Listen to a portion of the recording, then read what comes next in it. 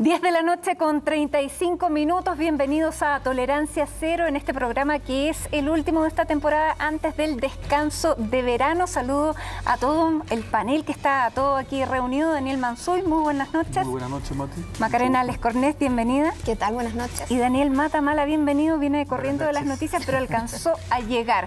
En esta noche donde tendremos a dos grandes invitados, Isquia Siches, presidenta del Colegio Médico. Tenemos tanto tema que conversar a propósito de las vacunas, y el candidato de Evópoli, recién proclamado el día de ayer, Ignacio Briones. Así que va a estar muy interesante esta conversación, en que comenzamos por el test de tolerancia. Como siempre, quiero partir yo, porque mi test de tolerancia tiene que ver precisamente con lo que ha ocurrido debido a los aluviones que se han visto en la cordillera, porque son fenómenos que son consecuencia de un cambio climático que muchas veces no queremos ver. Antes, eventos como este ocurrían una vez cada 15 años. Ahora, en los últimos 15 años han ocurrido 5 eventos como este. Y este es el escenario donde un Estado que no tiene el agua, que otorga la concesión, a empresas privadas, tiene que exigir obras de mitigación que estén a la altura de los cambios y efectivamente de este cambio climático. Bueno, debido justamente a presiones anteriores del Estado, es que Aguas Andinas hizo inversiones.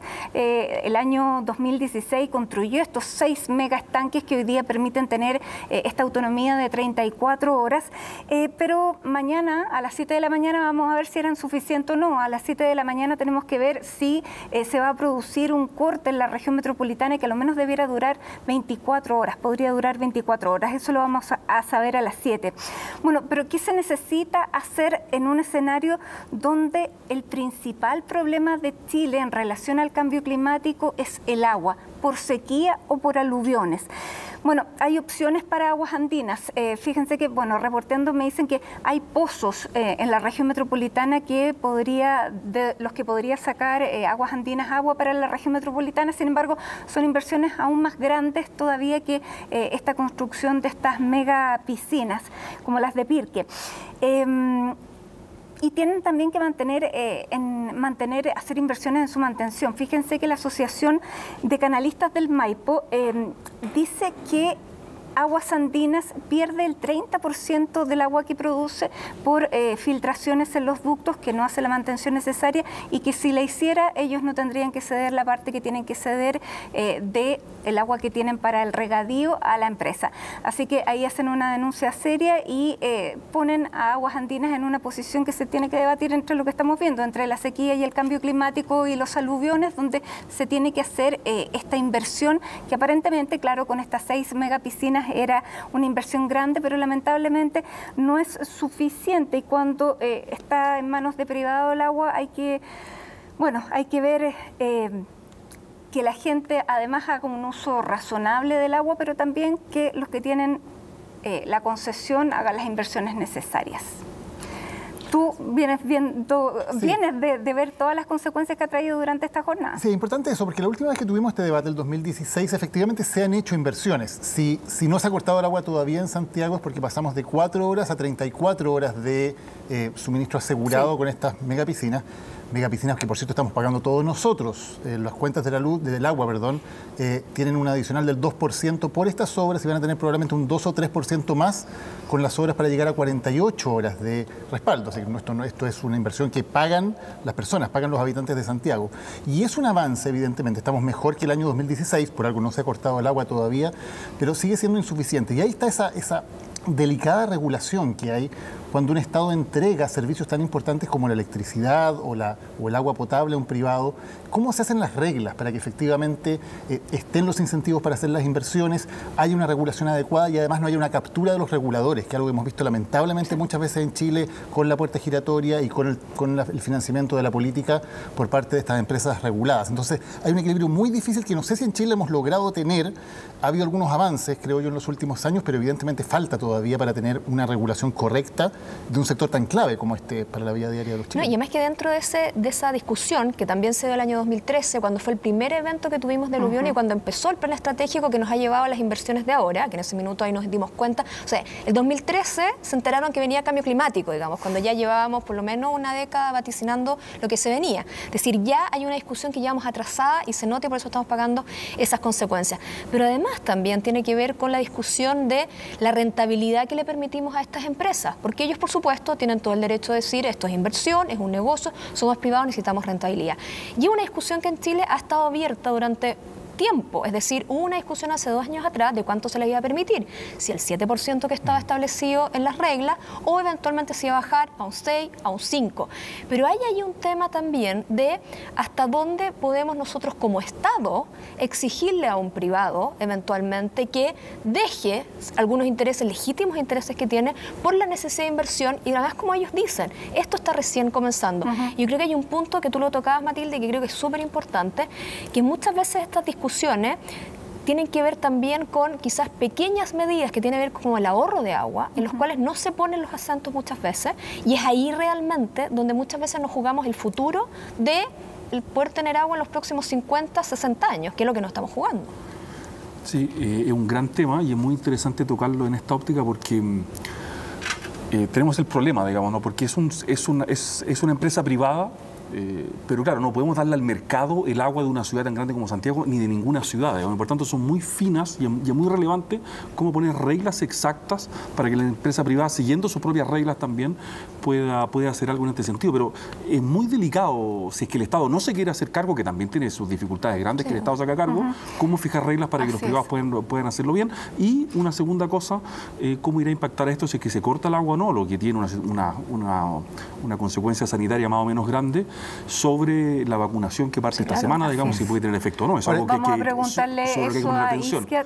No, solo para complementar, cuando vemos ese detalle, yo creo que hay 2 cosas que deberían estar ya clarísimas. Primero, que no puede haber puerta giratoria entre reguladores y regulados. Aquí el mismo ministro subrogante que firmó la privatización de la sanitaria terminó de presidente de la empresa sanitaria. Eso no puede ser. Ministros de Obras Públicas que terminen en el directorio de estas empresas. Me parece que ese es un primer punto clarísimo. Y lo otro, que ya cuando se elimina el financiamiento, por lo menos legal, de la política por parte de las empresas, se elimina eso, que también era un factor impresionante. De los grandes financistas de la política en Chile eran estas empresas reguladas. Y eso evidentemente genera un conflicto de interés que es inaceptable. No, si el regulador está capturado por el regulado, claro. Vamos con los test de tolerancia, sigamos. Perfecto, y te toca a ti. Mi test de tolerancia tiene que ver con el caso Frey y tiene que ver con el fallo unánime de la Corte de Apelaciones que revocó el fallo del juez Madrid sobre el eventual homicidio del que habría sido víctima el expresidente Frei Montalva hace ya muchos años.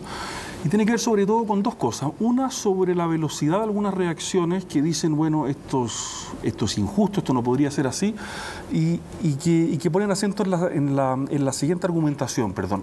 Había tal contexto histórico en aquellos años y por tanto la dictadura cometió tal tipo de crímenes que necesariamente Eduardo Frei Montalva también tendría que haber sido asesinado. Y simplemente notar que el estándar probatorio de la responsabilidad penal es mucho más exigente que eso. O sea, un contexto histórico no puede alcanzar para condenar penalmente a alguien como culpable de un homicidio, ¿no? Y en ese sentido me parece a mí que este fallo viene a corregir algún vacío que había en el fallo original del juez Madrid respecto de que el contexto podía bastar para declarar culpable a alguien. Hubo gente que murió, digamos, con esa imputación, ¿no? Y lo segundo tiene que ver con las declaraciones de la actual candidata presidencial de la DC, Jimena Rincón, sobre esto, porque la senadora dijo que este fallo era indignante, ¿no? Y formuló una crítica muy dura al fallo. Y ahí mi pregunta es si es que ella va a ser luego presidenta de la República, qué es lo que aspira a hacer, si es que esa va a ser su relación con los tribunales de justicia.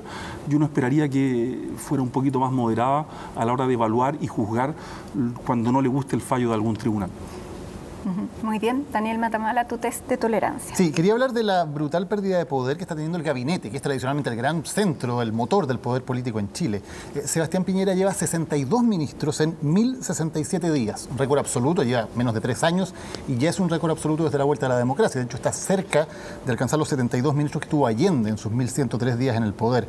Se ha devaluado muchísimo el poder en la moneda. Hay ministros que entran y salen. Mario Desbordes estuvo un par de meses. Antes un cambio de gabinete era la noticia de la semana. Hoy pasa prácticamente desapercibido. En el último año cuento 10 cambios de gabinete, a lo mejor se me olvida alguno. 28 de febrero, 13 de marzo, 4 de junio, 9 de junio, 13 de junio, 28 de julio, 3 de noviembre, 17 de diciembre y ya en 2021, 6 de enero y 26 de enero. Llevamos 5 ministros de la presidencia desde el estallido social y 4 ministros del interior. Y el resultado es que los políticos de mayor peso ya no están en ese centro del poder. Hoy día los ministerios más importantes están en manos de Rodrigo Delgado en Interior, Rodrigo Cerda en Hacienda, Juan José Ossa en Presidencia. Personas muy destacadas profesionalmente, sin duda que tienen las mejores intenciones, pero no se ha visto en la historia reciente de Chile un gabinete con tan poco poder político. Y lo último ocurrió con Benjamín Salas, el asesor estrella, hombre de confianza del presidente, autor entre otras ideas del viaje a Cúcuta, que deja su trabajo en el gobierno para irse al sector privado. Parecen muy lejos esos tiempos en que la frase de todos los políticos era al presidente nunca se le dice que no. Ahora parece que hasta sus más íntimos colaboradores se sienten con el derecho de decirle chao, jefe. Maca, tu test de tolerancia. Yo no vengo con tanto sarcasmo como el señor Matamala, porque vaya pero viene por ahí. Viene por ahí. Mi test de tolerancia no es algo que uno o nosotros quizás toleremos, sino es la tolerancia que tienen otros para una candidatura, específicamente la de Paula Narváez. Porque yo creo que esta semana ha ocurrido con ella algo que empieza a cuajar. ¿En qué sentido? Cuando ella recién anunció su candidatura a la presidencia, en realidad su intención a ser la candidata del Partido Socialista, no tardó ni, no sé, 24, 48 horas y todos los que estaban en su horizonte, sobre todo en el socialismo, empezaron a caer, le abrían el paso y aquí vamos. Era el bacheletismo que decía cuál era el elegido, ¿no? Y en un minuto, durante varios días, no sé si se acuerdan, costaba encontrar alguna voz dentro de la centroizquierda que le tosiera, dijera algo o por lo menos levantara algún tipo de oleaje o que mostrara algún tipo de reticencia. Sin embargo, en los últimos días sí hemos visto cómo comienzan poco a poco a surgir esas voces que dicen que esta pequeña, entre comillas, luna de miel que había con esta nueva candidata podría estar llegando a su fin. Por ejemplo, Guillermo Tellier del Partido Comunista dijo, mira, lo primero es que hay que avisarle que esto ya es bien distinto a la nueva mayoría, que nosotros desde el 18 de octubre, desde el estallido, hemos estado en la calle de cierta manera diciéndole, usted no estaba en cualquier parte menos en el Chile real.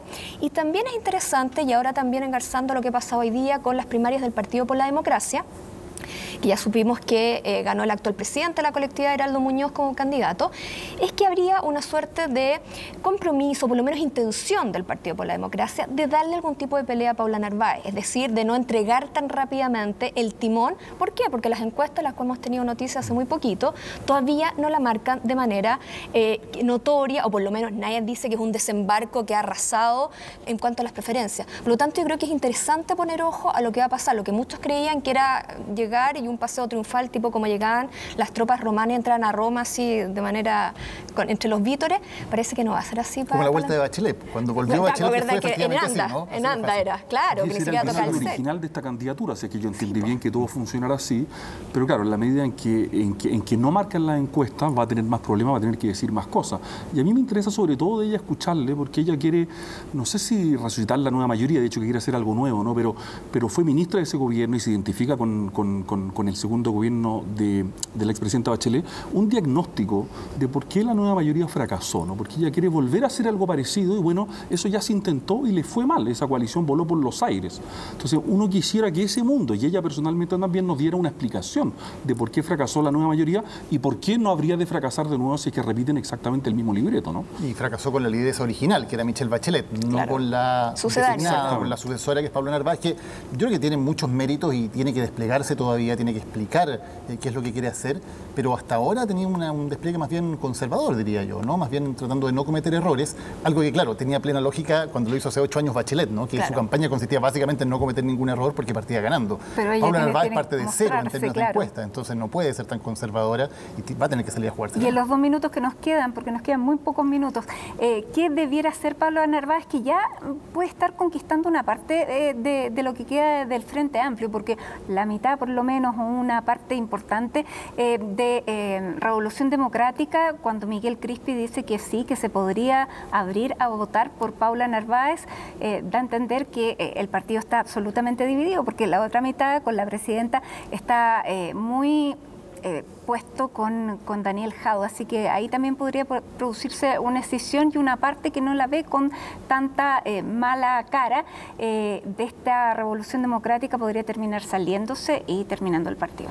Sería un fracaso para ese mundo terminar apoyando a un candidato de la ex nueva mayoría, por más izquierdizada que esté dentro de ese contexto, creo yo, ¿no? Ahora yo creo que la clave va a ser la relación con el comunismo, o sea, con el Partido Comunista. Yo creo que el gran desafío es porque en algún minuto van a tener que mostrarse los dientes. Es decir, en algún minuto Jadue y Narváez van a tener que mostrarse los dientes. Porque van a pelear los mismos votos, básicamente. Claro, o sea, en un minuto tiene que ocurrir eso. Oye, y ahí el oficialismo, antes que se nos vaya el último minuto que tenemos, bueno, han surgido muchísimos candidatos. Tenemos uno, el último que ha surgido, que viene esta noche, que es Ignacio Briones, pero tenemos ahí una definición entre Joaquín Lavín y Evelyn Matei que está bien interesante, porque Joaquín Lavín, para él, quiere la definición ahora y parece que Evelyn Matei quiere esperar lo bien que le puede ir en la municipal para tomar su opción. Y a su vez también están empezando los enfrentamientos. Evelyn Matei ha tenido palabras muy duras con Sichel, claramente marcando un tono distinto al que se había dado hasta entonces en esa primaria, porque claro, se empieza a ver una primaria competitiva donde cada uno va a buscar nichos que no son tan evidentes. Por un lado,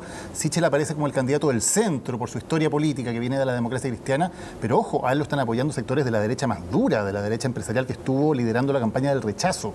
Entonces son bien transversales y bien difíciles de entender en una posición más bien de derecha o centro derecha los movimientos de los candidatos. Y da la impresión que están poniendo ficha en diferentes espacios. O sea, sí, yo creo que... O sea, el mismo Chadwick, ¿no? Totalmente, que yo creo que para él es de las figuras más emblemáticas. Ahora lo que hay que poner bien en claro es que ninguno de los candidatos que hemos mencionado supera el 10% de las preferencias. Y estamos en un minuto que hace 4 años atrás o 8 años atrás ya teníamos un candidato súper preferente en las encuestas. En este momento de verdad está todo súper abierto aún. ¿Y qué va a pasar con Ignacio Briones, que viene entrando a este escenario? ¿Qué es lo que le hace dejar el ministerio, que es uno de los ministerios más destacados y más respetables para competir en una campaña presidencial? Bueno, no estaba marcando nada Felipe Kast, pero ¿quién lo lleva? Bueno, se lo vamos a preguntar a él cuando lo tengamos sentado aquí, después de nuestro siguiente invitado, porque luego de la pausa viene la doctora Isquia Siches, presidenta del Colegio Médico.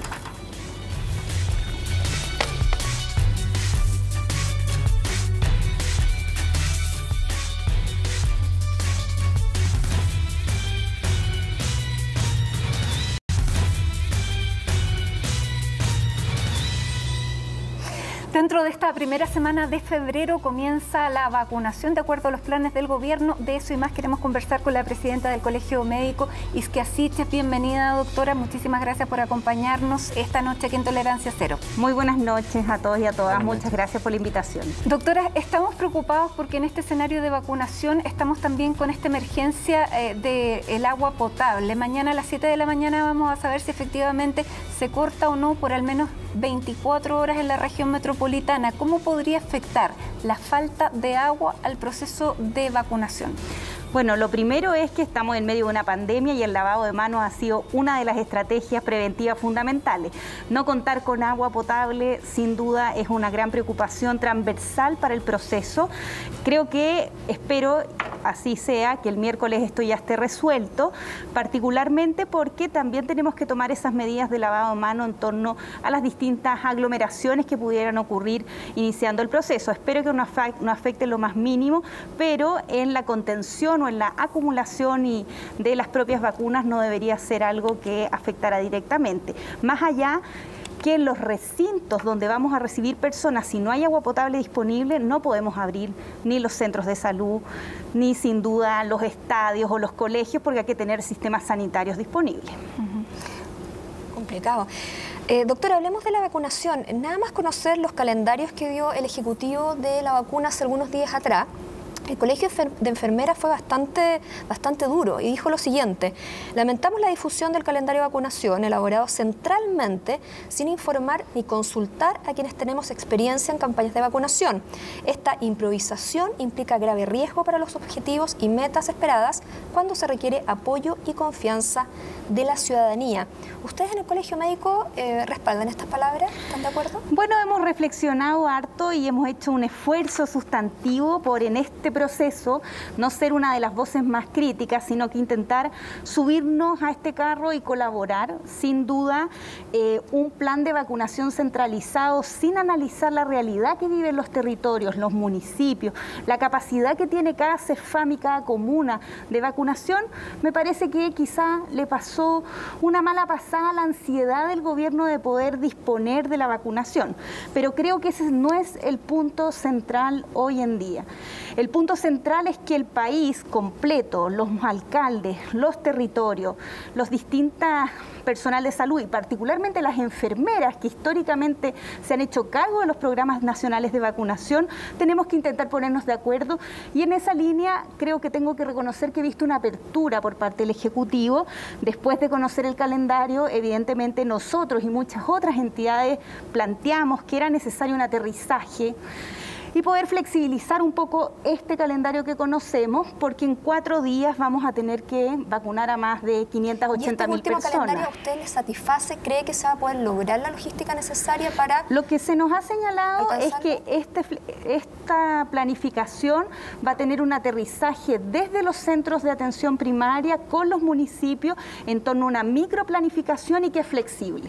Es decir, si hay CEFAM que tienen más cantidad de adultos mayores y no tienen la capacidad, van a poder no cumplirlo a pie de la letra, sino establecer otros plazos. Lo mismo, si hay CEFAM con menor cantidad de adultos mayores, sobre 90 años, por ejemplo, van a poder pasar a las siguientes fases. No es estricto, y además creo que las distintas reuniones que ha tenido el propio presidente, el ministro de Salud, dan cuenta de acoger que efectivamente se pudo haber hecho mejor. Si uno retrocediera el tiempo, quizá le hubiera sugerido que se reuniera primero con los alcaldes, con los encargados de salud municipal y corrigiera algo que estuviera más acotado, pero creo que hoy no es lo central. Pero entonces el calendario puede depender de las comunas, puede que cada comuna tenga un calendario diferente para hacer la vacunación en términos de las edades. Las orientaciones son estas, obviamente la lógica, y es lo más importante, es que tenemos que vacunar al grupo de riesgo. ¿Cuál es el grupo de riesgo?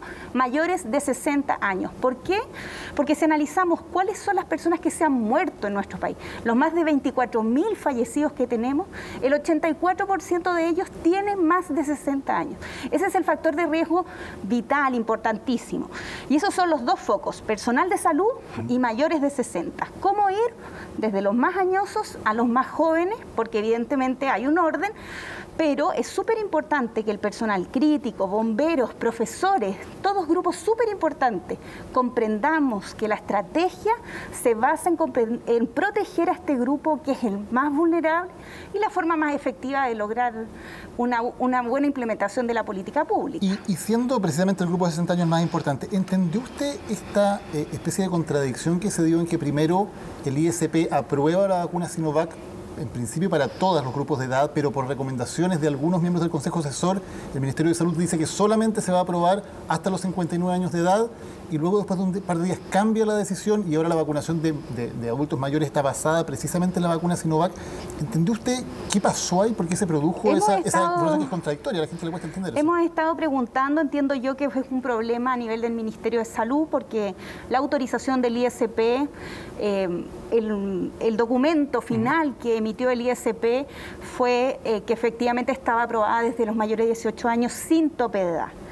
Y es la interpretación del Ministerio de Salud que toma esta determinación, y al parecer fue un error del gabinete del Ministerio que fue subsanado con posterioridad. O sea, el Ministerio cometió un error que crea toda esta confusión.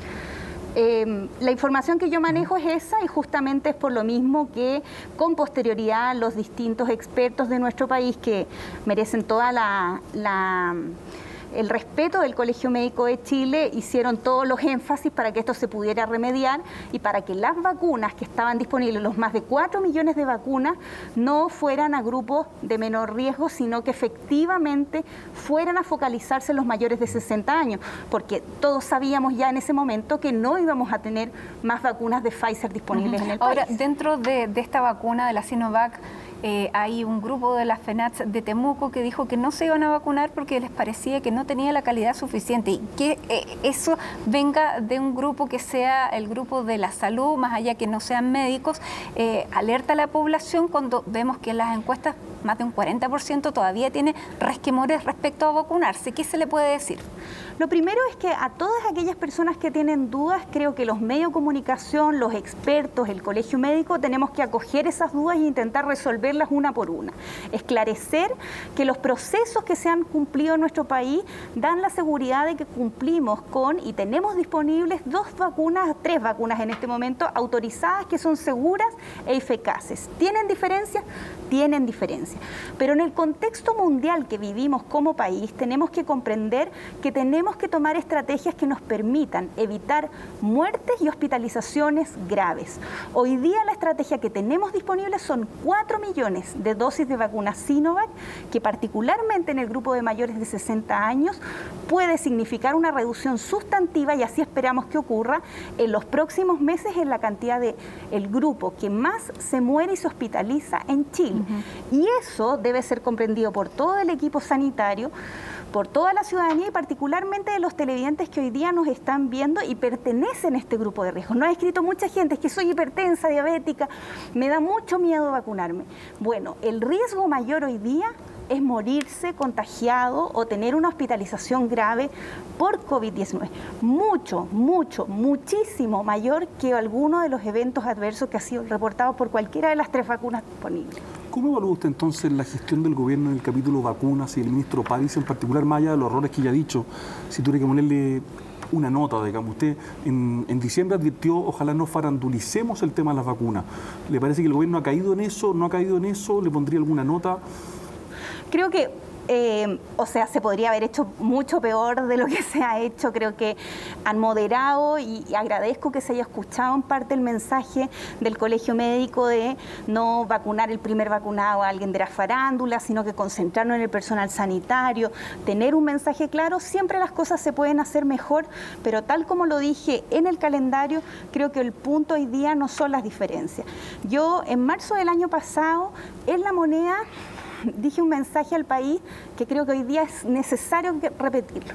Si le va mal al gobierno, nos va mal a todos. Y en esta materia de vacunas es imprescindible que todos comprendamos, los alcaldes, las enfermeras, los encargados de salud municipal, la FENATS de Temuco, todos los actores comprender que vacunar a los mayores de 60 años es el desafío de Chile de este próximo mes, que ojalá sea lo más activo posible la colaboración en esa línea. Y todos los mensajes que han sido errados, ojalá que también el gobierno esté disponible a corregir. ¿Y usted estaría dispuesta a hacer una campaña junto con el gobierno y otros entes, a lo mejor universitarios, para que la gente pueda tener confianza, más allá de la confianza que puedan tener o no en el gobierno? Hay una confianza hacia el colegio médico, hacia los profesionales. ¿Sería usted parte de una campaña así? De todas maneras, se lo hemos ofrecido al gobierno desde que nos incorporamos en la mesa social. Pero tengo la impresión de que a veces la aceptación de las miradas del colegio médico y otros actores no logran permear justamente por esta capacidad de control, porque entendemos que el gobierno lidia en un escenario que no ha sido sencillo, han sido meses en que la pandemia nos ha golpeado muy duro, han tenido muchos desaciertos y en esa línea a veces nos ven como un actor contradictorio, pero me gustaría señalarle particularmente al presidente y a las autoridades del gobierno, al gabinete, al segundo piso, a quien quiera que nos quiera escuchar, que no estamos en contradicción. Nosotros no somos la oposición. Nosotros queremos que al gobierno le vaya bien, queremos que reduzcamos los fallecidos y queremos que este programa de vacunación sea un éxito. Doctora, pero no hay un riesgo eventualmente de que toda la atención, o por lo menos toda la estrategia ahora empiece a volcarse hacia la vacunación, teniendo en cuenta que primero tenemos que lograr vacunar este grupo de riesgo que usted dice, pero aún también tenemos que lograr vacunar a una cantidad de la población que nos permita tener inmunidad de rebaño, y eso puede tardar varios meses. Y quizás si ponemos todo eso sobre la mesa, empecemos a descuidar otro tipo de medidas pensando que ya estamos listos o ya estamos viendo la luz al final del túnel, como decía el presidente. Y me pregunto porque todavía nos queda un mes de vacaciones, todavía hay permisos de vacaciones que se están dando y por lo tanto de repente, bueno, poner tantos huevos en una sola canasta no nos puede jugar en contra. Muy buena pregunta. Justamente no tenemos que hacer eso. ¿Por qué? Porque lo más probable es que la inmunidad de rebaño no la vamos a lograr.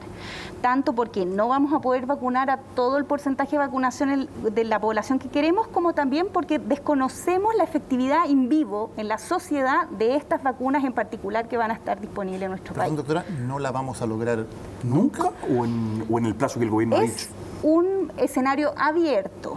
Muchos expertos mundiales han señalado que es muy poco probable que se cumpla ni la erradicación del virus y lo más probable es que nos demoremos 1 o 2 años de lograr una inmunidad de rebaño. ¿Qué significa no lograr la inmunidad de rebaño? Es decir, que vamos a pasar todavía con cuarentenas todo este año, que vamos a estar con medidas de precaución durante 2 años. ¿Qué significa eso? Lo más probable es que en la gran parte del 2021 vamos a tener que mantener sobre todo las medidas habituales, distancia física, mascarilla, lavado de manos, en conjunto con ir a proteger estos grupos de riesgo y también ir mirando la cantidad de casos activos.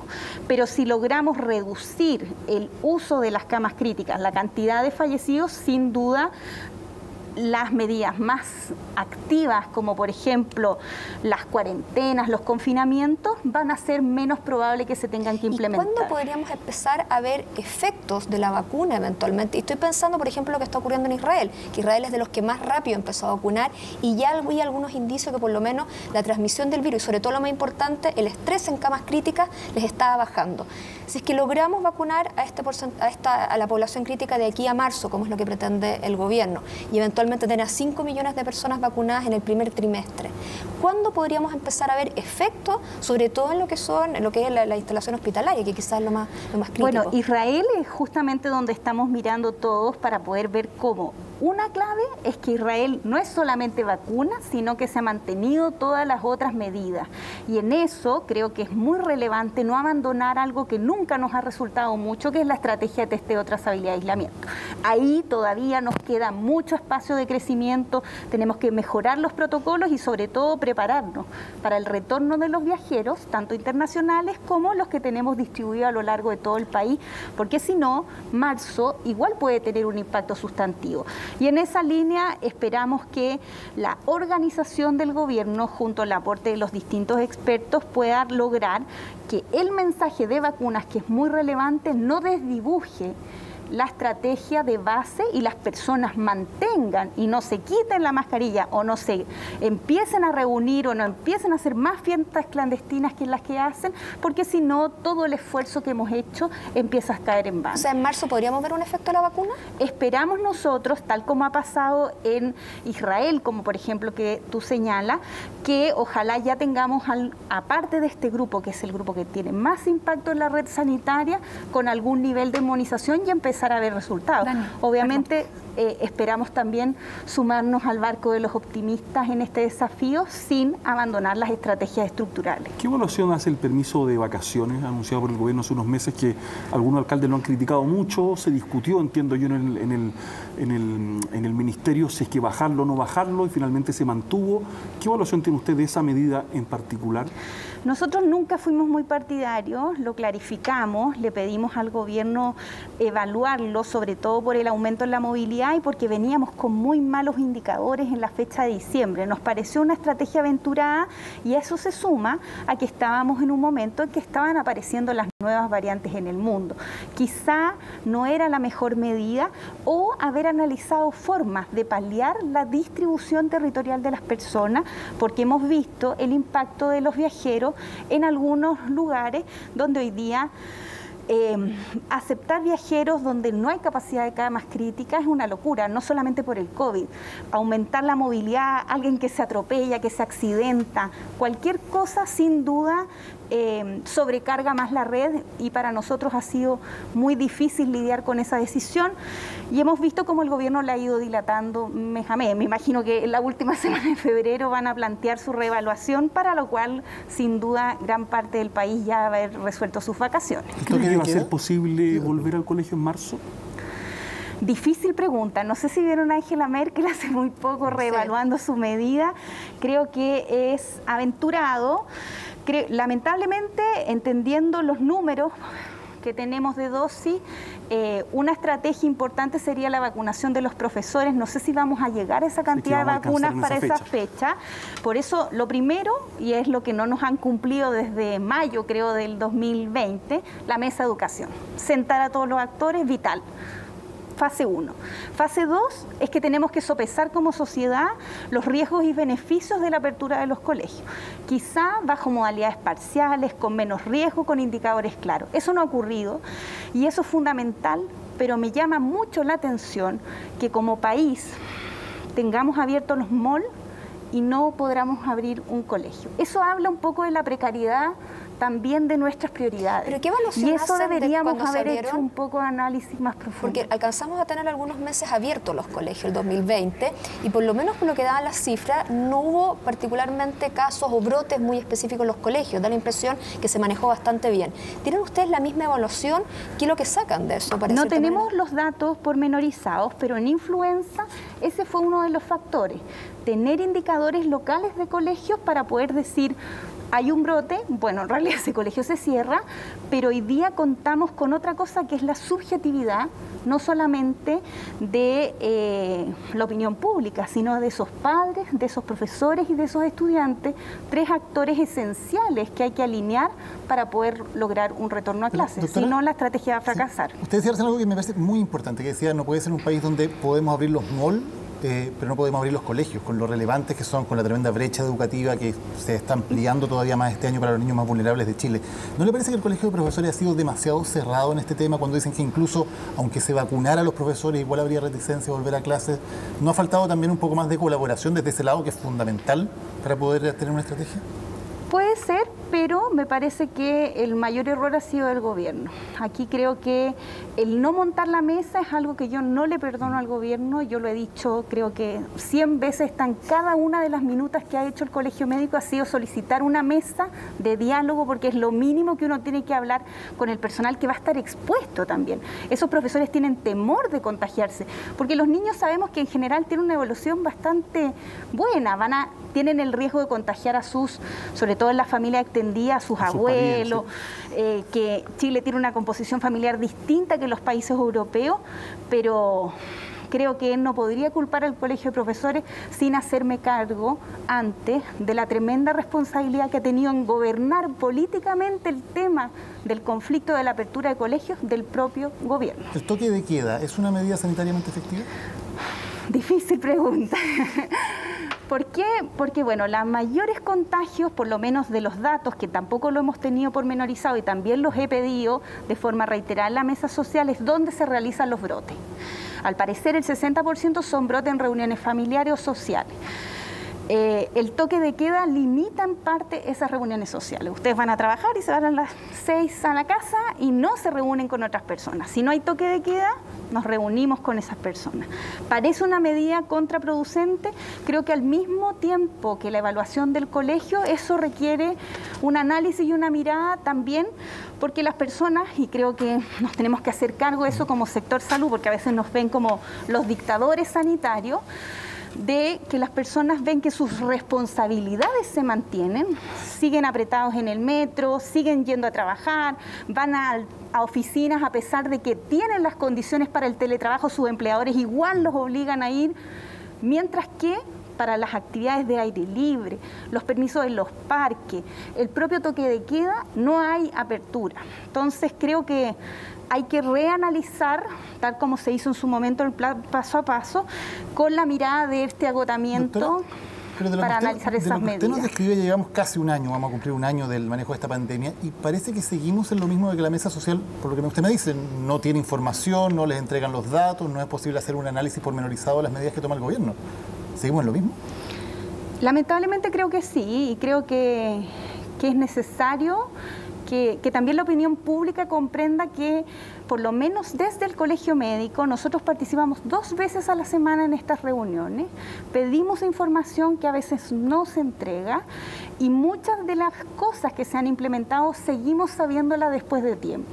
Y creo que es negativo. Yo he intentado conversarlo con el presidente, así también con el ministro de Salud, y creo que le hace mal a las políticas públicas que establece el gobierno, no porque el Colegio Médico sea una luz, sino porque en realidad nosotros nos esforzamos de con los expertos que nos asesoran, de sopesar alguna de estas medidas e intentar llevar otras miradas y llevar esas propuestas.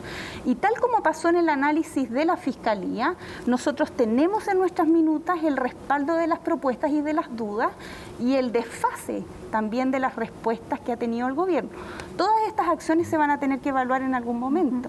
No solamente el mandato del exministro Mañalich, también lo va a hacer el mandato del ministro París y del presidente de la República, sin duda.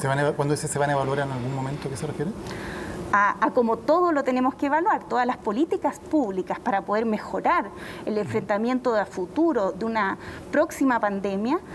Vamos a tener que ver qué hicimos bien y qué hicimos mal, qué cosas señaló el Colegio Médico u otros expertos que no fueron acogidas y por qué razón no fueron acogidas, pero yo espero que de las pocas instancias que la sociedad civil tenemos para participar en la toma de definición en un desafío tan grande como este, actores como el que a mí me toca representar sean cada día más escuchados. Doctora, ¿qué le dice la frase "la política de lo posible no va para más, debe reemplazarla la política de lo necesario"?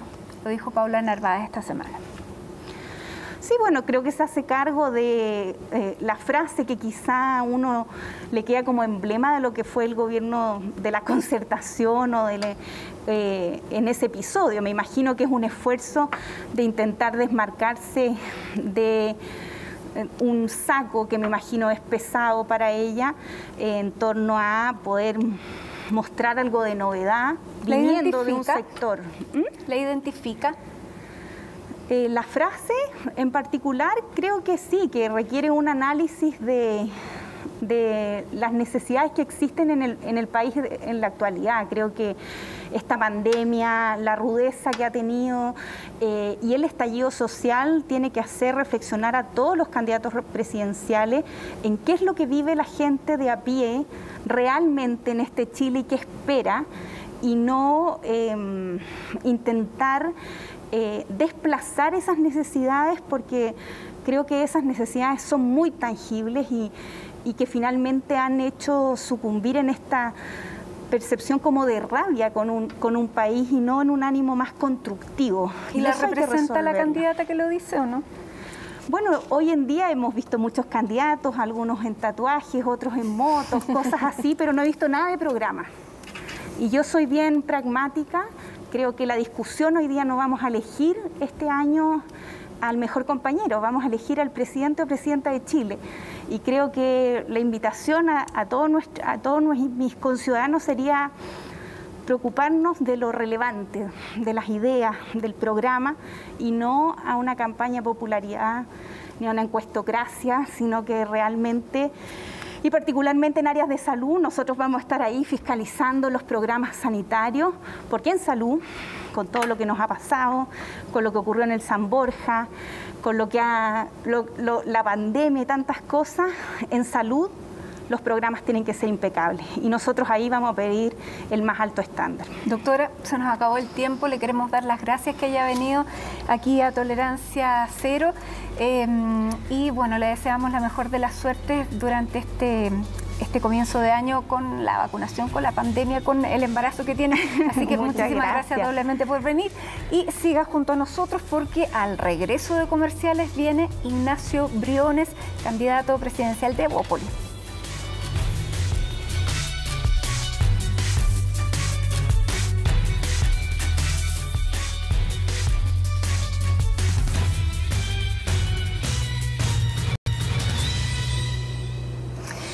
Bueno, y fue proclamado por la totalidad de los consejeros de Evópolis, ya venía la candidatura bien anunciada. Aquí está Ignacio Briones, ex ministro de Hacienda. Ciudadano Briones, bienvenido a Tolerancia Cero nuevamente, pero esta vez ya como candidato. Bienvenido. Sí, muchas gracias a ustedes por la invitación hasta ahora. Encantado de estar acá. Ignacio, usted comienza esta candidatura y se lanza con fuego amigo, porque se presentó y la expresidenta de la UDI, Jacqueline Van Rysselberghe, dice que le parece impresentable que usted deje un ministerio como el Ministerio de Hacienda en un momento como este para una aventura presidencial. ¿Qué se responde? ¿Qué se responde? Bueno, yo creo que los fuegos siempre están en política. Yo pretendo no entrar en ese fuego cruzado, no me interesa, no me gusta, nunca lo hice como ministro. Siempre yo navegué con argumentos, nunca personalizando, nunca descalificando. Y creo que ese tipo de fuego amigo, ese tipo de ataques solo distraen de lo fundamental, que es presentar un proyecto de futuro con ideas, con argumentos, con propuestas realistas, ambiciosas, pero serias.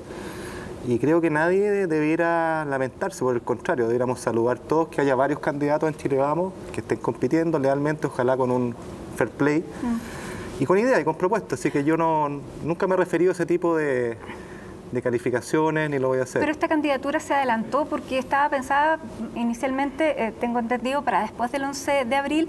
Sin embargo, empezó a entrar en las bases, a permear en las bases Sebastián Sichel, también en los posibles apoyos financieros, y Felipe Kast ya no estaba marcando las encuestas.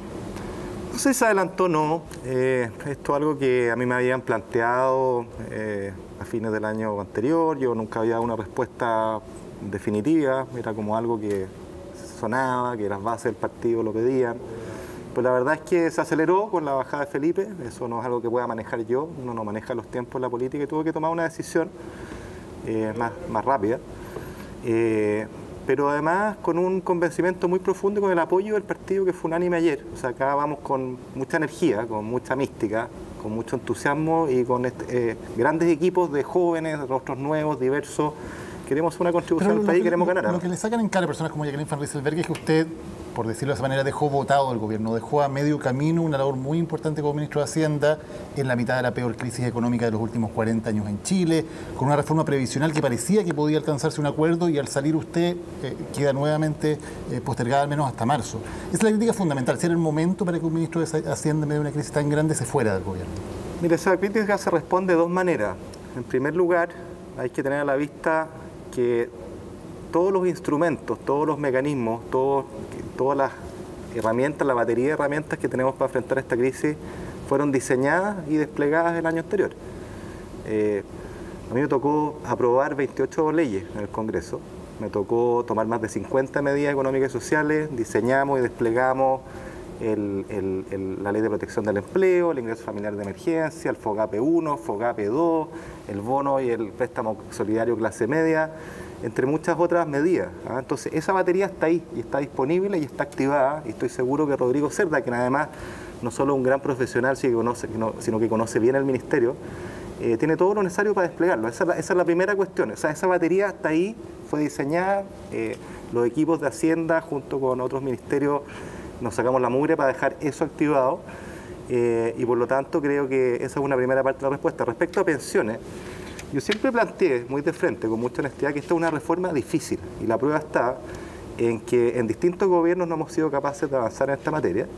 En segundo término, este es un acuerdo marco que es el que estábamos buscando, que veníamos trabajando por meses con los senadores de la oposición. Ya, pero no se siente responsable si no, esto no... Es que ¿sabe por qué? Porque ¿no se logra? ¿Sabe qué? Lo que pasa es que uno nunca puede pretender que una reforma dependa de una persona. Acá hay un equipo, nosotros trabajamos con los senadores de la Comisión de Trabajo del Senado, con la ministra Saldívar, que conoce el tema, y más aún, esto es bien importante entenderlo, esta es una reforma, un acuerdo marco complejo porque requiere un acuerdo intrabloques, ¿no es cierto?, intracoalición, Chile Vamos, primera cuestión, y después entre bloques. Y el problema es que la UDI no está de acuerdo con la disposición de dejar el 6% para el Fondo Común. Por supuesto, hay distintas miradas, ¿no es cierto?, que hubo que calibrar, buscar un consenso interno, lo propio en la oposición, ¿no es cierto?, y una vez que existen esos consensos, acercar las posiciones. Ahora, nosotros avanzamos harto en acercar estas posiciones. Pero senadores como la senadora Goich y el senador Letelier dijeron que con su salida, ese acercamiento se difuminaba, o sea, yo no estoy de acuerdo caía. con eso. ¿Sabe por qué? Me parece que es desviar la atención, porque avanzamos sin tener cerrado algo, ¿no es cierto? Avanzamos desde que partimos conversando hace más de 3-4 meses, con reuniones regulares de trabajo, bastante sigilosas, con modelaciones, con cálculos para allá, para acá.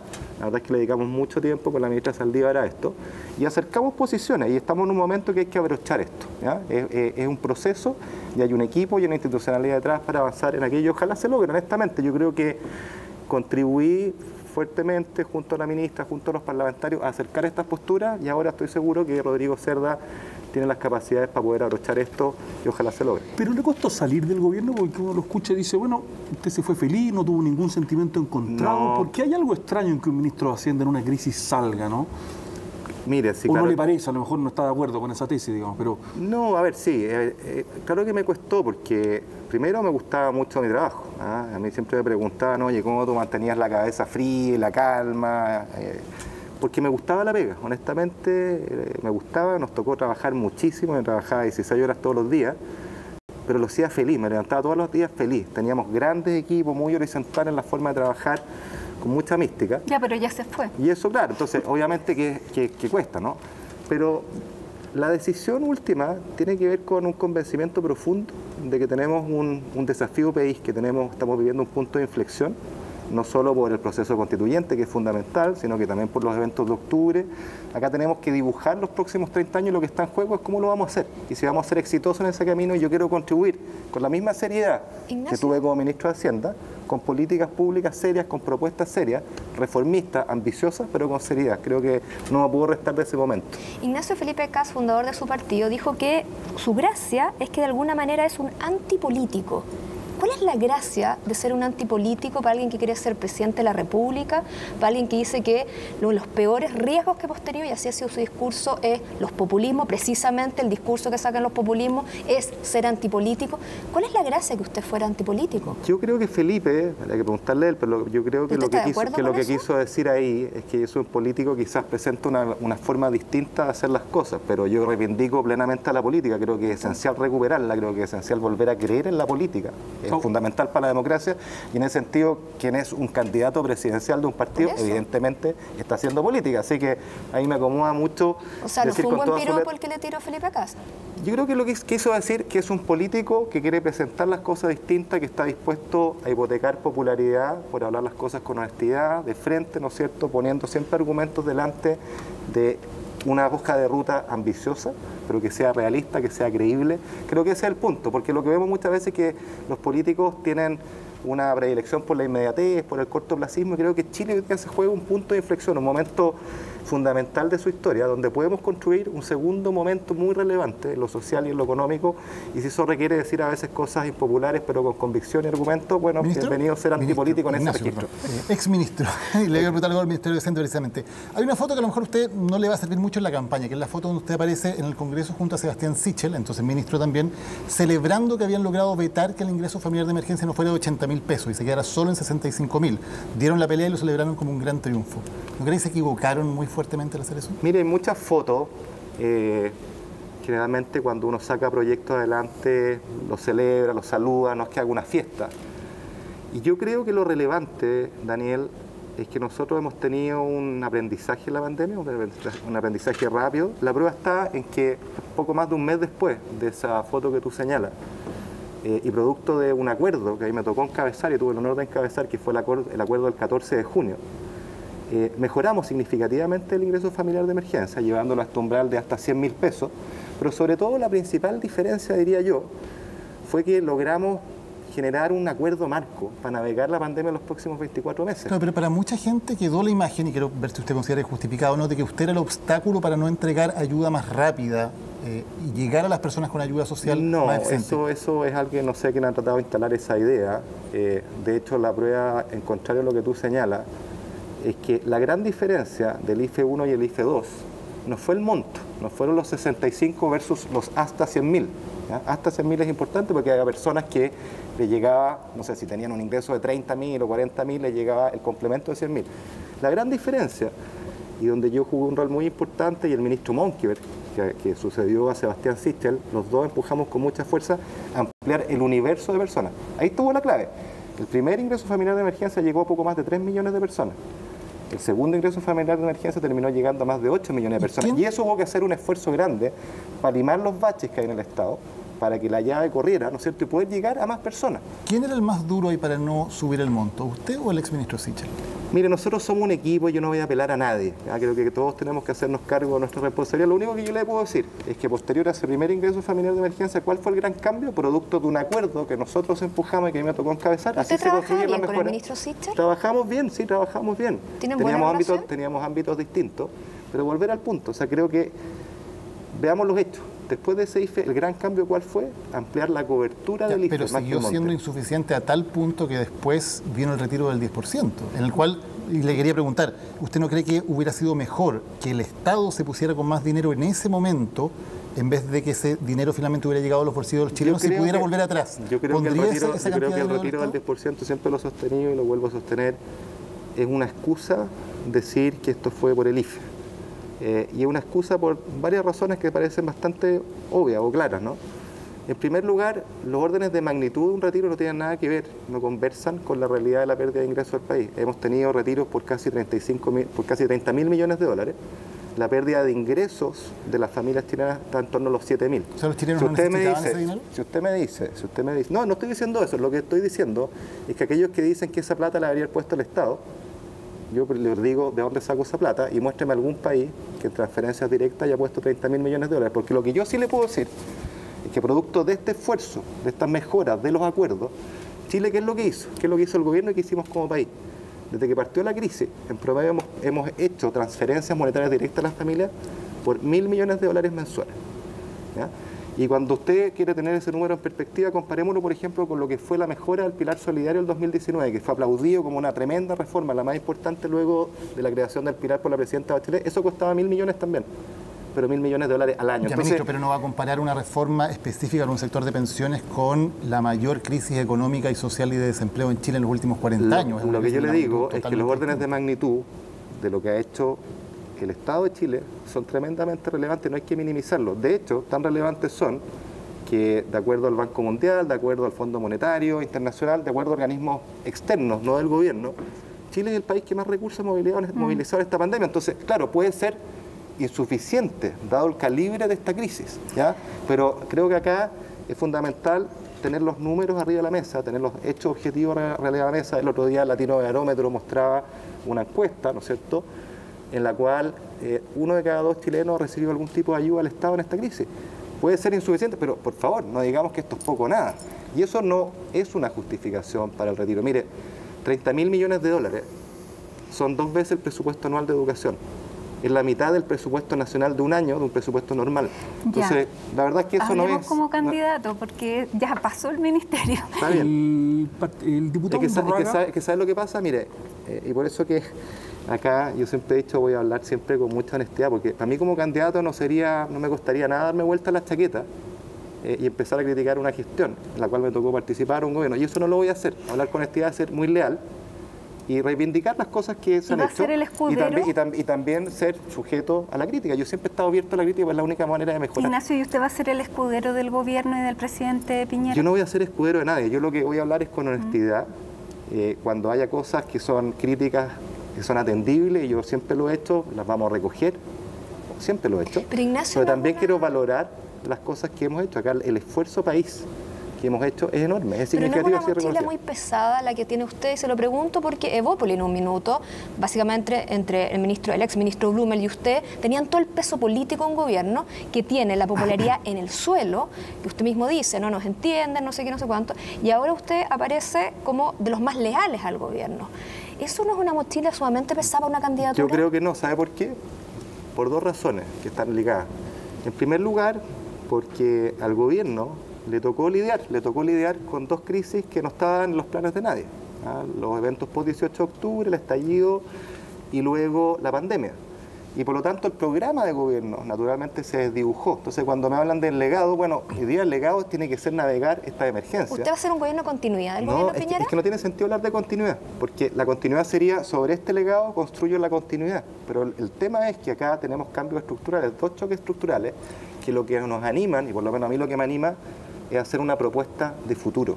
Yo de verdad estoy convencido que Chile vive un punto de inflexión, que tenemos un futuro optimista, potente, pero que requiere tomar decisiones o reformas potentes, pero con seriedad, con gradualidad, con una hoja de ruta compartida, con un objetivo ambicioso de llegada, pero de forma seria, porque ¿sabe lo que pasa en el clima de desconfianza en que nosotros estamos hoy día? Y yo creo que no hay dos lecturas, que ese es uno de los grandes problemas que tiene Chile. ¿Cómo se le da gobernabilidad entonces a Chile? ¿Perdón? ¿Cómo se le da gobernabilidad? Gobernabilidad se le da primero hablando con la verdad, haciendo propuestas serias.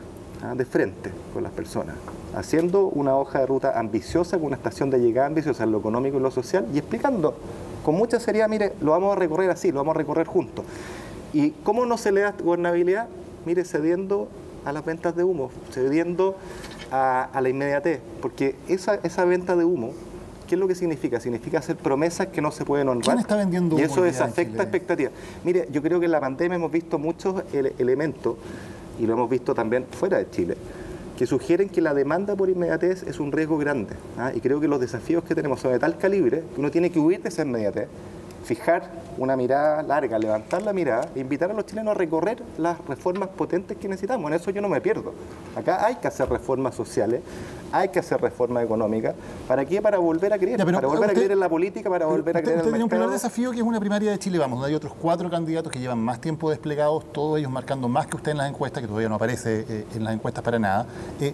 ¿En qué se diferencia usted? ¿Cuál es la ventaja comparativa que usted tiene para que una persona de Chile Vamos diga voy a votar por Ignacio Briones y no por los otros candidatos que hoy aparecen bastante más competitivos? Bueno, en primer lugar, Daniel, hay que esperar cuáles son las propuestas de los candidatos. Por ahora los candidatos están desplegados, pero no hemos visto muchas propuestas. Y me incluyo, porque yo acabo de partir, ¿no? Y lo que vamos a trabajar en los próximos días, las próximas semanas, es armar esas propuestas con precisión, con detalle, con armar los equipos.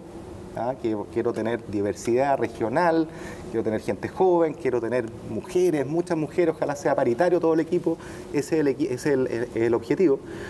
Y hacer propuestas país, hacer propuestas de futuro, una invitación a levantar la mirada y decir, ¿sabe qué? Aquí necesitamos reforma.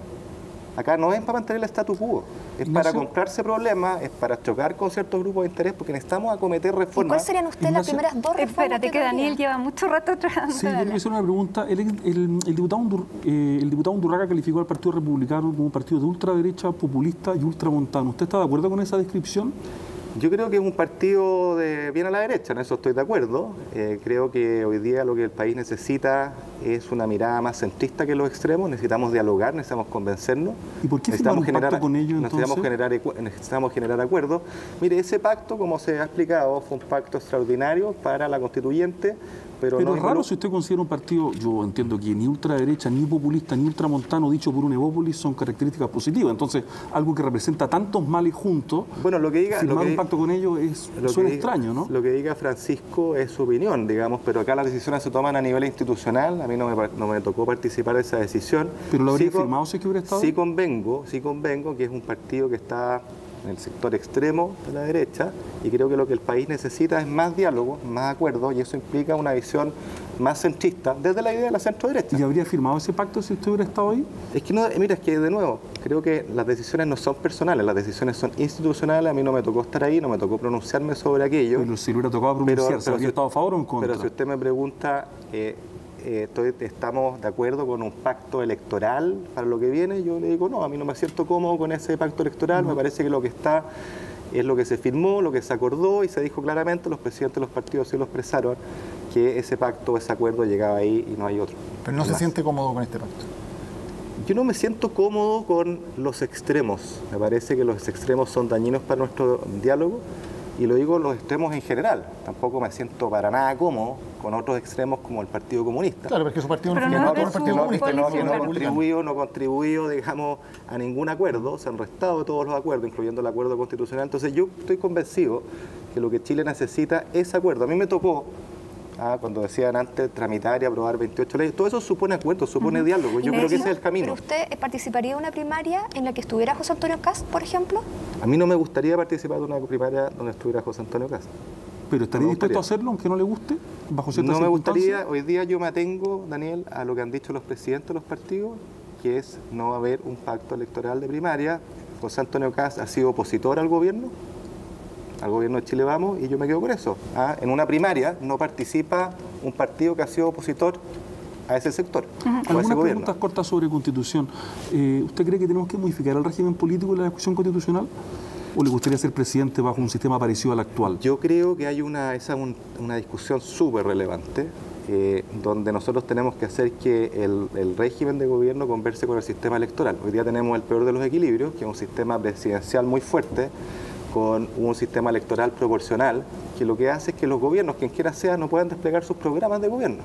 ¿Y sería partidario avanzar un régimen más bien parlamentario? Yo creo, no, o sea, hay que discutirlo, ¿no? Pero lo que sí tenemos que tener es una combinación que funcione. Los regímenes presidenciales con un sistema electoral proporcional no conversan, por eso que conversan mejor con sistemas mayoritarios, como Estados Unidos. Ahora usted puede tener un sistema parlamentario como el inglés, que también tiene un sistema electoral mayoritario, pero lo único que tengo claro es que la fórmula régimen presidencial, con esta atomización que vemos en el Congreso, es imposible llegar a acuerdo, o es más difícil, no digo imposible, hace más difícil llegar a acuerdo, hace que los actores políticos, los parlamentarios, estén mucho más en la libre, en la individual, que funcionando como un colectivo. Okay, y por lo tanto, ¿pero es partidario de mantener el presidencialismo o de modificarlo sustantivamente? Yo creo que requiere modificaciones, pero creo que lo principal, Daniel, es que el sistema electoral converse con el presidencialismo si ese fuera el caso. ¿Cree que los derechos sociales deben estar garantizados constitucionalmente? Yo creo que la Constitución tiene que garantizar orientaciones de derechos, pero usted no puede poner en la Constitución, me parece a mí, lo que es propio de la política pública. Creo que la Constitución son las reglas generales, son la estructura de la casa, pero lo propio de la democracia es definir esas orientaciones o cómo se plasman esos derechos sociales a través de la ley. ¿El principio de subsidiariedad de la Constitución, perdón? Se nos va a acabar el tiempo y necesito hacerle una pregunta. Sí, sí. Dale. ¿El principio de subsidiariedad debería estar en la Constitución? Es curioso lo del principio de subsidiariedad, porque la palabra subsidiariedad no aparece una sola vez en la Constitución. Pero sin embargo, parece estar en el marco. Pero si uno atiende bien cuál es el sentido último de la subsidiariedad, es reivindicar el rol de la sociedad civil. Y en eso yo estoy muy de acuerdo y creo que todos estaremos de acuerdo. La cultura, ¿qué es lo que es? ¿Ah? Los grupos, las organizaciones culturales, sociedad civil, las juntas de vecinos, sociedad civil, y todos ellos pueden hacer un aporte a lo público. Lo público no es patrimonio, no es monopolio de lo estatal, es un complemento de la acción del Estado que enriquece la democracia y genera confianza, y por lo tanto yo apoyo, sostengo con fuerza ese principio. Ignacio, un problema para su partido y para todo el gobierno es la Araucanía. Incluso Felipe Kast congeló su relación con el gobierno por el tema de la Araucanía. Usted, si fuera presidente, ¿militarizaría la zona? ¿Llevaría militares? ¿Cómo se resuelve el problema de la seguridad? Yo no creo que un problema de tan larga data y tan complejo se resuelva con una bala de plata, como militarizar. Yo creo que eso es un asunto mucho más profundo. Tiene que ver con falta de diálogo, con falta de confianza. Pregunta distinta, cómo usted genera la desconfianza en un clima de desconfianza, pero eso no hay que abdicar nunca de aquello. Creo que además hay un contexto de violencia, de delincuencia, de narcotráfico que es muy potente, que se confunde además con la causa mapuche. Y eso sí es fundamental erradicarlo, porque al final eso exacerba un clima de tensión, exacerba las posturas y hace más difícil lograr un acuerdo en esa materia. Llegamos al minuto de confianza así de rápido. Daniel Mansuy, partes tú con tu minuto de confianza. Partida la Maca. Parto yo con el minuto de confianza. Yo quiero básicamente poner el acento en una resolución, en una decisión de la Corte Suprema que acogió un recurso de protección y ordenó al Colegio San Ignacio El Bosque a renovar la matrícula de un alumno que tenía un trastorno del déficit atencional. Yo creo que en esta decisión de la Corte Suprema no solamente es interesante por lo que, por supuesto, decide sobre este caso en particular, sino también lo que implica para el resto del colegio. Pero yo encuentro que no deja de llamar la atención que sea la justicia la que le tiene que precisamente poner los puntos sobre la I a un colegio, cuando una de las metas de un colegio debería ser incluir dentro de su proyecto no solamente el apoyo a sus alumnos más débiles, sino también la inclusión de precisamente quienes tienen problemas, en este caso o eventualmente alguna discapacidad. Yo creo que la decisión que tomó la Corte Suprema debería ser reflexionar no solamente a este colegio en particular, sino a toda la comunidad educativa en general. Hay desde hace una larga data que muchas familias están luchando precisamente por la inclusión, y yo creo que la señal que ha dado la justicia va precisamente en ese sentido. Y lo que da lata que sea la justicia la que tiene que recordarle a los colegios lo que es su misión. Daniel Mansuy, ahora sí. Sí, muchas gracias. No, simplemente quería mencionar o aludir a la vacunación masiva que parte esta semana en Chile, y vaya que importante, son muy pocos los países en el mundo que están en condiciones hoy día de vacunar masivamente a su población, y tengo la esperanza, quizás vana, digamos, espero que no, de que este tema no se politice, de que no termine en una pugna más entre el gobierno, los alcaldes y otros actores, porque es demasiado importante para todos. Todos podemos empezar a salir de aquí, para los que somos profesores, ver a nuestros alumnos, vecinos, los que tenemos parientes que no hemos visto en mucho tiempo, poder verlo. Sería muy, muy positivo y muy esperable que esto fuera una gran empresa nacional donde por un minuto dejáramos de lado tantas divisiones, tantos desacuerdos que son, por supuesto, muy legítimos muchas veces, pero yo creo que deberíamos alegrarnos y tratar de mirar esto con un espíritu de unidad, porque es realmente muy importante. E insisto, hay muy pocos países que están en condiciones hoy día de empezar una vacunación masiva, así que una muy buena noticia que en Chile parta ahora ya. Muy bien, muchas gracias. Bueno, voy yo con mi minuto de confianza porque quiero hacer el punto de lo que está preocupado hoy día, no solamente Wall Street, sino que todo el mundo, lo que está pasando con GameStop y esta movilización en el mundo virtual del libre mercado. Bueno, GameStop, ¿qué es? Esta empresa que comercializaba videojuegos y que ya claramente cuando los videojuegos empiezan a ser en línea, la empresa se va a la baja, las acciones de esta empresa se van a la baja y hay intermediarios en la bolsa que lo que hacen es hacer una compra rápida. Pero ¿qué es la compra rápida? Piden prestado acciones que siguen bajando porque es una empresa que está claramente en declive, y cuando la devuelven una acción que vale menos que cuando se la prestaron, y en esa pasada entonces hacen este marginal. Cuando se habla de miles de millones de dólares, esto es bastante. Bueno, ¿qué pasa? Esta es una práctica que, por ejemplo, en Europa está prohibida. ¿Qué pasó? Bueno, en Estados Unidos los que estaban más afectados por este GameStop, que estaban viendo esto, eran los típicos nerds que, con todo el respeto, que se unieron en Reddit, una red social que salió a comprar tanto que hizo subir el precio de las acciones hasta un 800%. ¿Qué pasó ahí? Estos intermediarios quebraron mucho, están ya en franco camino a la quiebra, y a lo que quiero ir es que estas personas que no querían regulación del mercado, cuando les toca y les afecta a ellos, ahora la están pidiendo. Esta es una especie de 18 de octubre digital que está alertando a todos los mercados. Daniel. Sí, gracias, Mati. Quería recordar que en 2014 el entonces presidente de la Asociación de Bancos, Jorge Aguad, dijo lo siguiente: al banco le va tan bien o tan mal como le va al país. El banco es el mejor barómetro para saber cómo le va al país.